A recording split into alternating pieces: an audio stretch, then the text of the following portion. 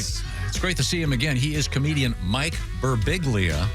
Morning. Mike's been our guest for many, many years.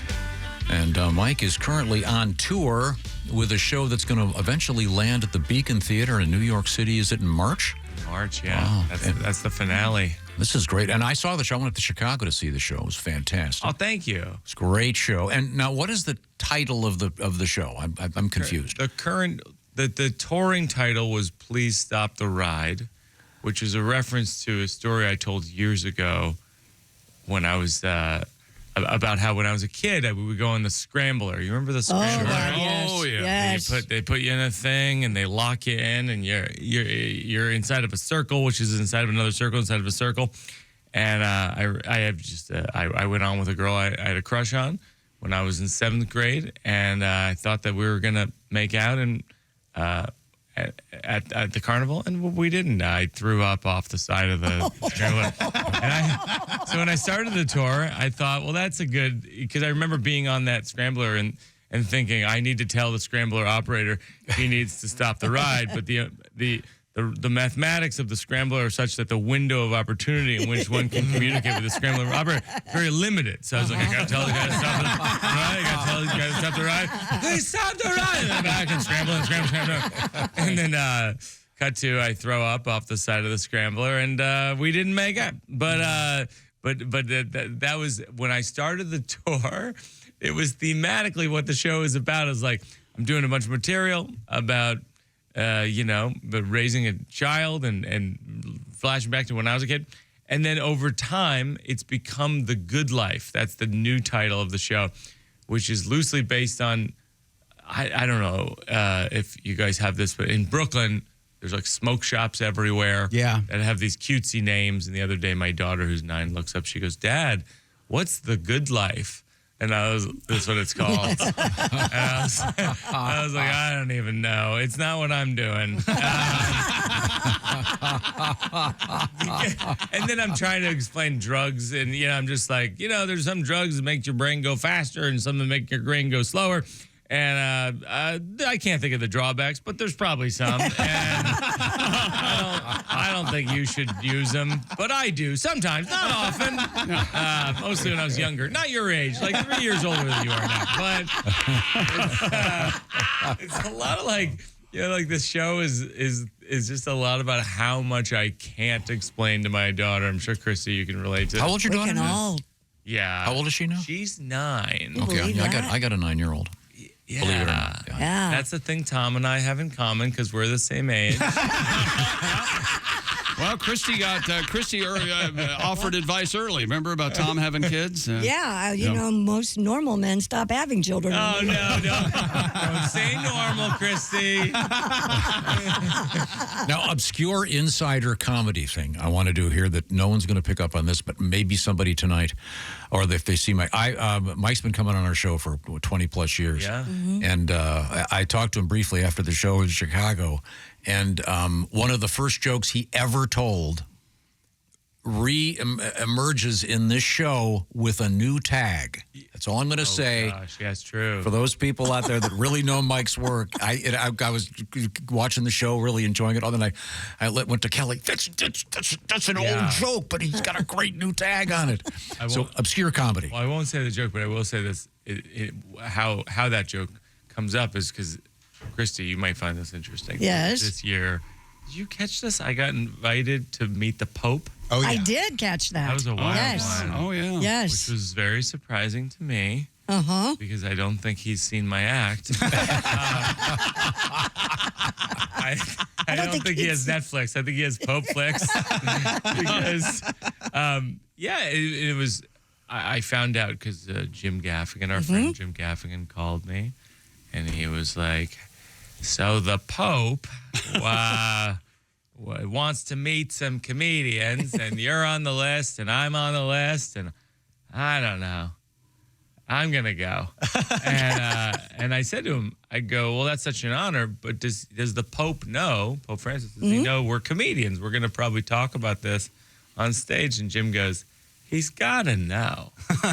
And so I thought about it, and then I went, and It was unbelievable. Do you remember seeing this? It was like Chris Rock. I do and remember Colbert seeing this and- because I think I said something because the Vatican is such an amazing place anyway. I was just there this summer, and to be in that room with the Pope, I can't imagine. So strange, and it was very strange because I'm introducing my daughter to it, and I was raised in that whole universe, right? Like when I was a kid, I wanted to be a priest, mostly because of the laughs. I thought you were going to say the wardrobe. I like the wardrobe. They just get, as a kid, I was going to church going, they're getting way too many laughs on this material. There are barely jokes here. It'd be like Matthew, Mark, Luke, and John Boy. People would be like, Father Timothy's hilarious. Like, he's not hilarious. Get me some altar time. I would kill up there. But yeah, no, it was very moving. It was, the Pope spoke to, it was like Chris Rock and Whoopi Goldberg and Stephen Colbert and all these people and Jim Gaffigan, Conan O'Brien. It was just like this unbelievable. And to be very clear, I was at the bottom of that list. They called me in May to go in June.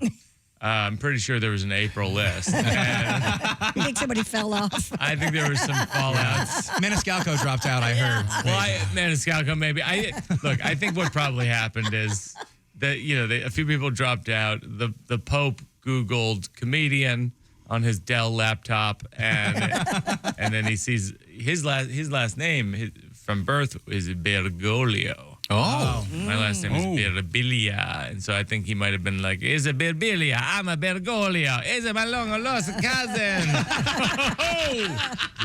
He doesn't talk like that, of course. He's not Italian, but I don't know if the comedy community has signed off on the Buenos Aires accent yet. So until then, Mamma mia, I'm the Pope. Did you all fly over together in the same plane? No, we were,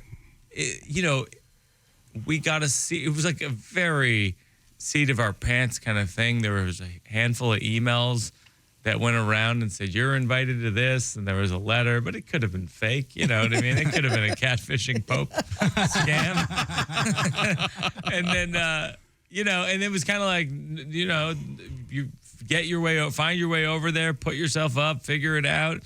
Show up at this time. And we did. And I thought it was lovely. I mean, it was I have a lot of jokes about it on stage that undercut that notion, but did you physically, what is it, kiss the ring, shake a hand? How does he doesn't do kiss the ring that much. He's not into that. That's actually one of the things I like about this Pope. He's very different. Was it more down to earth? A traditional Western handshake or a low five? It was a traditional Western handshake. Slap in that low five. Which is what I always call it, a traditional Western. It was from the Judeo-Christian tradition. I'm just asking. We shook his hand. And it was funny because I think all of us thought, as comedians, we just thought we were going to speak with the Pope, but it wasn't that. It was the Pope. They didn't get to do 5 for him? No, we didn't do 5. There's no communication. I mean, he spoke to us about comedy, which I think is a great example of power corrupting. It's like if you meet Chris Rock, you don't go, I'm going to give him a speech about comedy. Well, I'm the Pope. I must know about this. Exactly. I must know about this. Have you heard the prayer of the clown, Mike? Yeah. And then, it's like me showing up at NASA, like, I got some thoughts on rockets, fellas. I think we should build them. And then, did he do any jokes? I mean, he didn't do jokes, but I think that there were things that sounded like jokes that I think everyone politely laughed at. Yeah, do you think he was kind of hoping for a good laugh? And, well, after it was over, he walked backstage to one of his buddies and went, what do you think? If the priest is getting polite laughs, I think the Pope gets the most polite. I would think. Of course. There was a lot of polite laughter. And it was also a translation. We had he was speaking Italian. We had a sheet on our seat that was the translation. We had a sheet that had the translation, and then it said our names on the seat, like a little sheet of paper. And so we're going up to him, and he speaks English, but he doesn't really. It's like, let's be honest. And so I thought, well, I'll hold up the thing that says Mike Birbiglia. And I went up to him, and I was just like, I'm Birbiglia. You are Bergoglio. I'm the next pope. And he laughed at that, but he doesn't speak English, so there's no way. Our guest is comedian Mike Birbiglia, and Mike's got some great movies out there. There's a lot in the mix. A lot of stuff going on, books, et cetera, et cetera. A father of a beautiful 9-year-old, and on tour. A few more stops for the tour, and then will this be? Can you even say, is this going to be like a Netflix thing, or do you know what's going to happen? It'll come out as a special. I think next year, probably. Yeah. Now, when you're doing something like this, and you do a series of them, do you ever think of a new joke while you're up there, and do you say to yourself, "I'm going to try to remember this when I get off stage," or do you actually try it on any given night, or? I would describe it as, this is like a 60-city tour. I think every show has a few more jokes, a few more things structurally changed. It's like I always talk about these shows because they're autobiographical. All my shows are like based on kind of the most personal parts of my life, and you don't know what's going to happen in your life. So at the beginning of the tour, it's different from the end of the tour. It's 2 years of your life. You don't know what's going to happen. So it's like, it started out as this idea of like, oh, what am I going to teach my daughter? I don't know all that much stuff. And then my dad had a medical incident on January that was really hard. So we've been home a lot. My brother Joe and I have been home quite a bit. And so it's really been a reflection on like, what did my dad teach me when I was a kid, and what can I teach my daughter? And it becomes kind of like a generational show. Yeah. Which is, I think, why it's called The Good Life. Do you find that you will have a thought and you don't express it on stage, and you get off stage and go, I have this great idea, and you can't remember it? Yeah, I mean, that happens. Yeah, that's that's a constant. But I find the more you're, like this week I was in Milwaukee and Madison, Minneapolis, and all this stuff, and it's like, I find the more you're on tour, the less you forget. It's when you go back into your day-to-day existence, like for me in Brooklyn, it's like that's when I fall apart a little bit. Now, did your brother Joe go to meet the Pope with you? Joe did not get the invite for the Pope. Oh, they don't allow you to bring your management. I brought Jenny, my wife Jenny, our daughter Una. But it's interesting, because it's like I didn't, I'm explaining this religion to my daughter, but I just, she's not really raised religious per se. And so but it's massive, and like you're saying, it's stunning. It's a stunning experience. And I'm saying to her, like I was raised in this church. This is the whole thing that I was raised, in this religion. And I don't believe in all of it now, but you can, and Grandma does, and a lot of this artwork is stolen. You make up your own mind. Yeah. But I don't think you should steal artwork, but if you do, don't give it back. I think that's the lesson. That's the lesson of the You Vatican. keep it long enough, people will think it's yours. Yeah. We're speaking with comedian Mike Birbiglia, and I have a couple of younger daughters, as you know.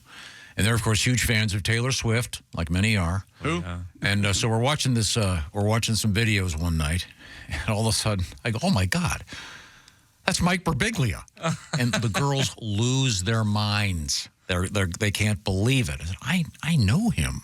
Yeah, I played her son in a music video. How did that... Her anti-hero. Yeah, how did that happen? Did some casting agent go, he'd be perfect for this? Or? Well, I've known for, 20 years. I've been friends with Jack Antonoff. Jack Antonoff? Collaborates with her. Mm-hmm. And so in a happenstance thing, she and I met through Jack when they were writing that album. And she's one of these people who a lot of times she conceives of songs and videos kind of all at the same time. It's like a giant thing.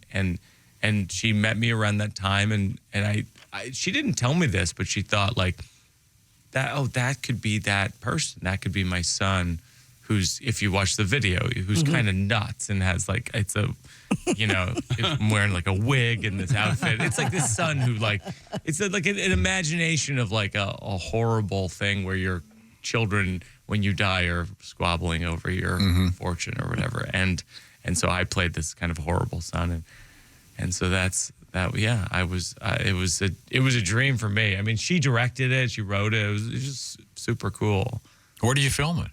Filmed it in Los Angeles. And then probably the coolest thing about it was that I got to take my daughter Una, who loves Taylor's music, to her first concert at MetLife Stadium in New Jersey. Yeah. Oh, that is It was cool. pretty cool, yeah. Wow. Now, has anyone recognized you just from that? Every now and then. The wig is pretty, it's a good deflect from what I look like. I mean, it's kind of a crazy outfit, but it's like, True Swifties would know, though. I mean, they know everything about everything she's ever done. yes. So I'm sure they know. I'm sure. Yeah. No, and even before when we showed up at the stadium, they were showing outtakes from the videos and stuff. And so it was on like this Megatron. Oh, my thing. gosh. Yeah, I know. Did Una go, that's my daddy? She did. She kind of loves it. It's sweet. So is she rating the Pope against Taylor Swift and Taylor wins? Yeah. I'm thinking very, very awkward. We're hanging out with comedian Mike Birbiglia. We're going to also meet comedian Gary Simons, who's doing some work with Mike coming up. In the studio, we have comedian Mike Birbiglia. And his associate, comedian Gary Simons, has joined us. No one's ever called him my associate. I try to make everything sound more elegant than it is, especially myself. Now, I just heard a little something. You guys both went to the same university, but not at the same time. Yeah, Georgetown University. You have Georgetown University, the great Georgetown University, and but you have something in common, which is what, Gary?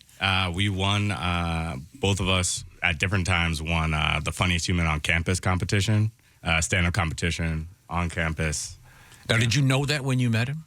Yeah, so he won it 26 years after me. Oh, okay. Which is a long time if you think about it. It's a quarter of a century. It's a quarter of a century. A quarter of a century ago, I won the funniest person on campus contest. Yeah. Now, do you remember your routine, if you will? Do you remember the exact? I remember a little bit of the routine. I remember my first joke was I was like, I'm from South Windsor, Connecticut. You might have heard of it. They made a documentary about where I'm from. It's called Get Out. Which I think is a pretty accurate depiction of my life in Connecticut. Yeah, really? But I also remember when I won that competition. So when Mike won it, I think the prize was like you could open at the DC Improv. Cool. And when I won it, the prize were tickets to his show. So it went down. Wow. It would change a lot. Also, by the way, so that's how we met. So he messaged me on Instagram and was like, hey, I won this competition. And I was like, oh, that's great. And then he started opening for me on the tour. And then I found out that he had won the competition on Zoom. And I was like, that shouldn't count. You didn't have to perform in front of human beings. That had to be really awful. Yeah, I mean, it was. I was in my dorm room. I remember I won, and then I closed my laptop, and I was by myself in the room, being like, I guess I'm the funniest person. Boy, in my that's some confidence I can only dream of. I'm going to microwave a celebratory Hot Pocket in the common area. Let's do this, man. It's party some time. popcorn. I'm celebrating. Now, you know Mike pretty well, probably. Do you know his story about hooking up with Gaffigan for the first time? I know a little bit. Mike of it. lied. I like the way you phrased that, Tom. It sounds like they dated. Yeah. No, sorry. Jim's a fun kisser. Because Jim Gaffigan also attended Georgetown, and as I recall, you kind of scammed your way into meeting him. I did, yeah. No, it was a very similar approach, which is I went to the alumni house at Georgetown, and I looked up comedian and at Georgetown, and there was one ever. Because I wanted to be a comedian. Right? I looked up who has been a comedian as a job. And it was Jim Gaffigan. It says his phone number. This is the late 90s, landline. So I just call his landline. He's like, hello? Hey, it's Mike Birbiglia. I'm at Georgetown. And, I'd love to talk to you about being a comedian. I really want to do it.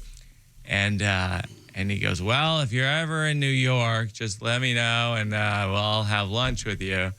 And then, a couple weeks later, I just took a bus to New York, and I was like, hey, I'm in New York.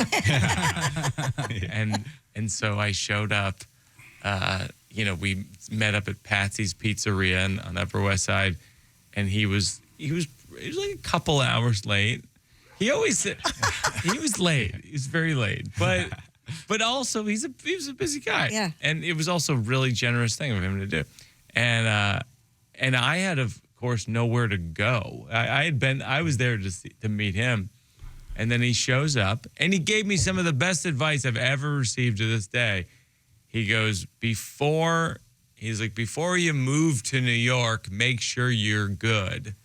Because when people see you for the first time, that's how they'll judge you forever. And so I didn't do that. I thought I had. I was like, yeah, I'm good. And then I get to New York, I'm like, no, I'm actually not that good. But he was right. I mean, I think that that's a really good piece of advice in general in life, which is knowing that first impressions are pretty major. When you meet someone, they sticks with them. Didn't he also tell you something about your name? Yeah, he goes, you got to change that name. He said, you got to change it to Birbiglia. So did you ever get any bad advice, Gary? As a Any young bad comedian, advice? yeah. From Mike? Yeah, from anybody. Yeah. Or good advice, Tom. Okay, sorry, I'm sorry. Bad advice. I mean, good advice from Mike. I mean, he told me after one show, he was like, every show is a rehearsal for the next show, which like really helped me just like, break down this process, which has been really good. I think bad piece of advice is I used to have this joke where it was about TLC, No Scrubs, and how like I've hit the point where I'm so broke that I get defensive when I hear TLC's No Scrubs.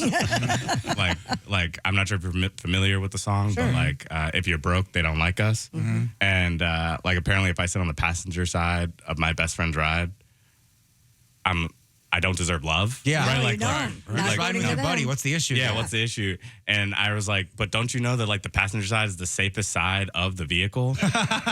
and then someone was like, you could like I don't know if that's like factually accurate. And I was like, well, it's connecting to people, and like I think it's all about connecting to the people. Like, and What was my advice? what was your advice? Well, you didn't give me that advice. You gave someone me the gave good advice. but Yeah. someone gave you I forget who. bad advice about it. I think my issue with it is, do people remember the song? Yeah, yeah. I was like, do people even remember Tom doesn't know that song. We just talked about No about it the Scrubs other not day, that long yeah. ago. Yeah, they were teaching me about it. Because you had never heard it. Yeah, referencing things no one's ever heard of is kind of my specialty. Yeah. That was one of the top karaoke songs, too, when I was... Really? Yeah. Yeah. Okay. Yeah. Do you guys ever do karaoke? Either of you guys? I've done it once to very Gary, little if you go, success. do you have a tune that you like to do? I've done it once, and I think I did. I think it was like Funky Town, Oh, that's a good one. which is There you outside go. of my octave, so I'm not good at it. That's the band Lips Funky Inc. down. Take me to Funky Town. Yeah, when I was a baby DJ, we had to play that a lot. Lip sync. Oh, hey, listen. Is there like a that's 9-minute version It's of a it or long something? Yeah. It's song. ridiculous. Well, you can't get enough Funky Town there, Chick. Well, I And think you it's just- can. yeah. I think it's about 6 minutes, maybe. And the But lyrics are anything- the same over and over and over. Well, you want to again. get there, don't you? Yeah. Well, it takes Now, a while. So are you gonna do the song or not? Well, I'm going to play the song for him right now. Oh, here we go. There my it is. anthem. Yeah. It's a real hit. Yeah. It kind of starts out as a ballad. Yeah. Oh, This is classic Gary. Thinks he's fine. So, Gary. now, are you a single man on the move? What's happening with your life? No, I actually I'm in a relationship. I've had a kill, 3-year relationship. Funky Town? No. Oh, okay. That's That's no not Funky Scrubs. Town. That's no Scrubs. Well, to me, it's just elevator music. I hear that in my head all the time. As I sit on the So side are of you my a single mom's guy? I house. didn't hear. What was your answer? I have a girlfriend. Okay. Been together for like 3 years, which is great. We're in love. It's nice. That said, I'm on the road a lot with Mike. So which you is- cheat, is what you're saying. Oh, no. Jesus. Well, so much for playing this interview for him. Already? All right. No, YouTube doesn't work anymore. I can't. Yeah, I figured it out. And I broke the I broke the radio. Anyway, no. Things are good with my girlfriend. But that said, when I'm on the road, it's tough because like I have to do things that make us feel closer together. So like sometimes we'll be like FaceTiming, and one time we were FaceTiming, and I was like, "Oh, how about we like play a game where we both say something that we notice about the other person, that we don't think they realize. Oh, Lord. Yeah. And I was going to say something like, oh, you don't realize that like your laugh really brightens up a room. But she went first and she was like, oh, well, sometimes when you drink water, you open your eyes so wide and start to drink like you've never had water before. And I was like, time out. I don't want to play no more. Because I'm playing to like bring us like closer together, and you're clearly playing to win, right? Like you just said something real, and now I don't know how to drink water anymore, which is bad because like I'm an overthinker, and like if you know someone who's an overthinker, like please don't tell us we're overthinking it. We know, and it's insulting to think that you would think that we haven't thought that we're overthinking it. Like, we don't need your underthinking thoughts. I hate games like that. Yeah. Don't do that. Yeah, I could see Chick, you were shying away as soon as he said it. I've been divorced 3 times. What do you want? What do you want, Tom? I know all about these games that they get us to play. And then the next thing you know, and I'm an overthinker, so good luck. Good luck. And then pretty soon someone puts the questions on cards, and they show up at the dining room table. What? All these crazy questions like that. Yeah, tell us something you don't know about. Oh, you mean in an actual card game? Yeah. You're talking about a game. Like a tabletop You ever extension. seen those things? Yeah. Oh, those always end badly, if you ask me. Coming up, we're going to talk with Joe Theismann. We're hanging out with Mike Birbiglia, Gary Simons. This is the Bob and Tom Show.